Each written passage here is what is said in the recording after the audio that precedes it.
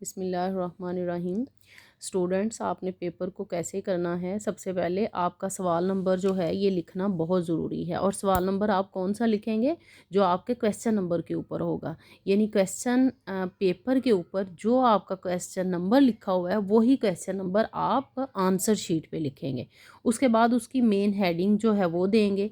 और उसके बाद क्या करेंगे कि आप क्वेश्चन नंबर यानी उसके आगे से जो पार्ट्स हैं वो लिखना शुरू करेंगे। या जैसे क्वेश्चन नंबर 1 यहाँ पे है, तो आप उसकी हेडिंग देंगे, पूरा क्वेश्चन नहीं लिखेंगे। और उसके बाद आंसर में आप उसका जो मेन आंसर होता है, यानी मेन आंसर जिसकी वजह से आपको पूरे 2 नंबर, क्वेश्चन के 2 नंबर होते हैं शॉर्ट के, तो आपको पूरे 2 नंबर की कैसे मिलेंगे, अगर आप उसका मेन आंसर मार्कर के साथ हाईलाइट करेंगे। क्योंकि एग्जामिनर के पास इतना टाइम तो नहीं होता कि वो आपका फुल पेपर पढ़े, वो मेन चीज़ें देखते हैं और उसी की वजह से आपको नंबर मिल जाते हैं।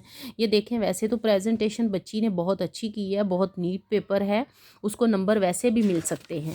लेकिन ये है कि अगर आप इस तरह से करें कि एक नॉर्मल बच्चा है, नॉर्मल राइटिंग रखता है, तो उसको ये चाहिए कि वो मार्कर के साथ उन चीज़ों को हाईलाइट करें, ताकि वो जस्ट ये देखें। जैसे पहले हमले की ख़ास वजह जो थी वो हज़रत अबू अयूब अंसारी थे, तो ये देखें उसने उसको हाईलाइट कर दिया है।